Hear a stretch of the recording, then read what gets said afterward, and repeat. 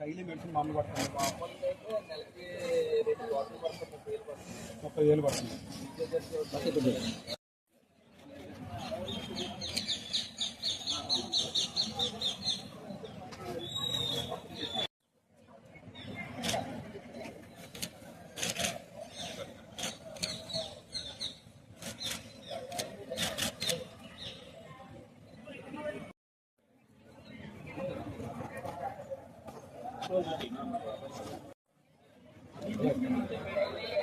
కూర్చోండి మేడం,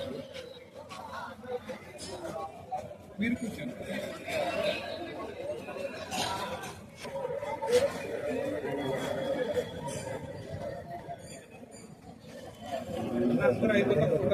సరే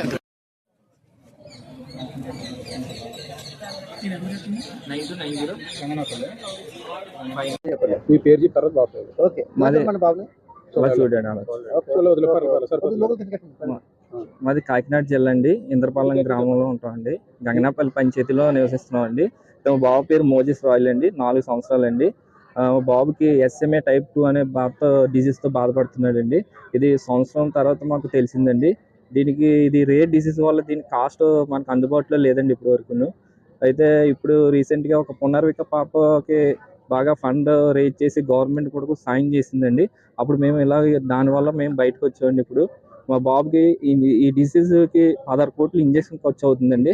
ఇది గవర్నమెంట్ మాకు సాయం చేసి మా బాబుకి హెల్ప్ చేసి సేమ్ పునర్విక పాపకి ఎలా అయితే అలా చేయించారు అలా మా బాబుకి ఇది ఇంజక్షన్ కాస్ట్ ఇప్పించవలసింది మేము కోరుతున్నాం. నేను కాకినాడలోనే ఒక చెప్పుల షాప్లో వర్క్ చేస్తానండి. నాకు 18,000 దాకా ఇస్తారండి. కానీ ఇప్పుడు ప్రెజెంట్ మా బాబుకి ఒక సిరప్ వచ్చిందండి. అది వచ్చి 15,000 కాస్ట్ అవుతుందండి. అది 2 బాటిల్స్ పడుతున్నాయండి. నెలకి 2 బాటిల్ యూజ్ అవుతున్నాయండి. డైలీ ఒక 5 ml యూజ్ చేయాలండి. నెక్స్ట్ ఫిజియోథెరపీ ఒకటి చేయించాలండి. రోజుకి ఒక 500 రూపీస్ ఖర్చు అవుతుందండి. నెలకి మాకు వచ్చి ఖర్చు 50,000 బడ్జెట్ పెరుగుతుందండి. బాబు వల్ల మాకు ఖర్చు అవుతుందండి. మాకేమో అంత స్తోమత అయితే లేదు సార్.